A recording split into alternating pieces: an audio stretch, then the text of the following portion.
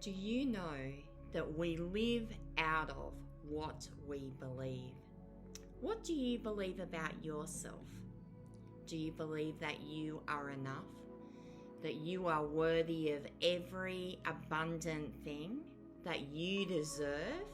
Do you believe that you actually deserve that? I know myself from my own journey that we need to check, what do we believe? That comes from here.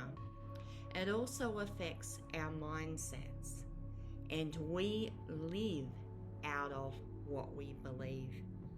It is my honor to talk to you today around belief systems. This would be the number one area that I have had a lot of success, both in my life and in equipping and empowering other people as well. I don't know if we realize that from a very young age, probably even before we can logically or consciously remember incidences or circumstances in our life, we have a set of belief systems. Now, to us, some of these are true, and I call them a personal truth in our life. And that is what every circumstance in our life, in our day-to-day life, goes through the filter of those belief systems that were set up a long, long time ago. I was born with a very rare condition that affected the way I looked. And due to that, I grew up with the belief system or the personal truth that I was the ugliest person to ever walk the planet. Now, while now I can sit and talk to you and say that I know that's a lie, in my life growing up in those young years, those school years, and even into my 20s, that personal truth was the truth to me. It wasn't until I had hit rock bottom and went on this journey of discovering who I am, did I reframe that old belief system. Now, when you believe something like that about yourself, it doesn't matter what your loved ones and people, the kind words that people say to you. You might know yourself. 100 people can say 100 nice things about you. And yes, you might hear some of that. But one person says something negative and it takes hold. And that is what you focus on, and that is what you dwell on, and that affects you more than the 100 good things that people have said about you. That is because it's aligning with your belief system. That's why it is so important to address those, to pause and reflect on what am I believing about myself. I remember in training a long time ago, many years ago, the trainer said, if I look at you, young lady, he said to someone in the group, and call you a rabbit, what would you think about that? And the girl shrugged her shoulders. And he explained that it's not going to offend you or upset you because you know you're not a rabbit.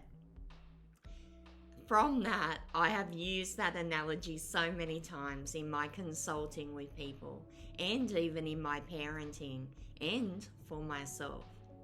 You know, if someone says something to us and it triggers us, and we can all have triggers, none of us are beyond that. That is a sign that it is aligning with something that we are believing about ourselves. So what do we do with that? We need to first be aware of what our deep-seated belief systems are. And secondly, we need to ask ourselves, are they true? Most of the time, those negative belief systems, I would say 100% of the time, those negative belief systems are not true, even though they are our personal truth. So then, we need to reframe those. we can reframe them by simply a beautiful tool that I've used for many years is we identify that negative belief system or personal truth, and then we bring the truth into that situation. So, for instance, one of the biggest personal truths to many people I've worked with is, I am not enough. So we reframe that personal truth with the truth, which is, I am enough, or I am more than enough. Now, with the women that I've worked with, I get them to write that on their mirror, in lipstick actually, and I have seen amazing results come from this. Every time they look in that mirror, I get them to look themselves in the eye and say, I am more than enough. To say it every time they look in that mirror. Then they put post-it notes over their house saying, I am more than enough. I have seen amazing results by doing this simple task.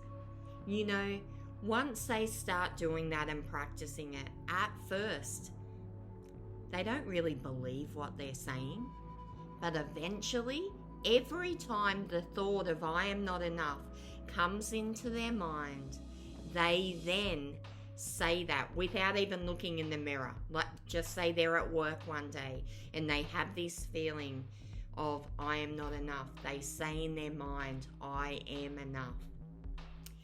Another belief system I believed when I was younger was I was actually called stubborn and strong-willed.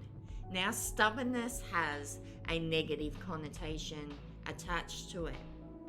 Again, after doing some training in my 30s, I learned that temperaments, we were given each a temperament. Every single person, like our own fingerprint, is unique. Very much on purpose, I believe, for the purpose that is on our life. Now, stubbornness and strong-willed was given to me. But growing up in the 80s, it was looked on a bit as rebellious. And another belief system I believe was, I'm a naughty girl, because I would always push the boundaries. I would, when things got hard, I would get up and I would challenge that. Now, when I did this training in my 30s, it was like a bomb went off. Like it was a sense of freedom, validating that stubbornness was okay. Now, in saying this, we all have strengths and weaknesses. So I guess that can be a weakness, but it is also a strength. I know from my history and the adversity that I have faced, if I wasn't strong-willed and determined, let's reframe them right now, from stubbornness with a negative connotation to determined and strong-willed, I wouldn't be here today. I know that because of the physical and the soul areas that I have overcome in my life. I wonder, what labels are being put on you? Is it that you're naughty, that you will never amount to anything? There is a myriad of belief systems we can believe that we are not worthy. We are not a person of value and worth. I can tell you that is not the truth, even though it may be a personal truth to you. I would encourage you to go on a journey, get a journal, and start writing out some of those belief systems that you are believing about yourself. If you believe that you are not a person of worth, and someone in the workplace or down the street or a loved one does something to you and it presses into and triggers this sense of rejection, that's what I'm talking about. Those things that trigger us, it means that we're believing something about ourselves. So get your journal, go on a journey of reframing those belief systems, which is, remember, bringing the truth to that personal truth, because personal truths are not always the truth. You know, the world sees us as we see ourselves. So I want to ask you today, how do you see yourself? Would you go on a journey with me of reframing those belief systems, those personal truths? You know, I have said in my other videos, we can rewire our brain by incorporating a habit every day for 63 days. Can you imagine being a new person with new belief systems, new personal truths in as little as 2 months? You can do that by reframing these belief systems. I know you can do it. You know, in life, the biggest limitations is ourselves. And our biggest limitations start here. But you know, I know that you have everything you need to live a life of abundance, to rise resilient. I know that you can do it. I would love for you to like this video, subscribe if you haven't already. You can do that by hitting the subscribe button. And I look forward to seeing you again next time.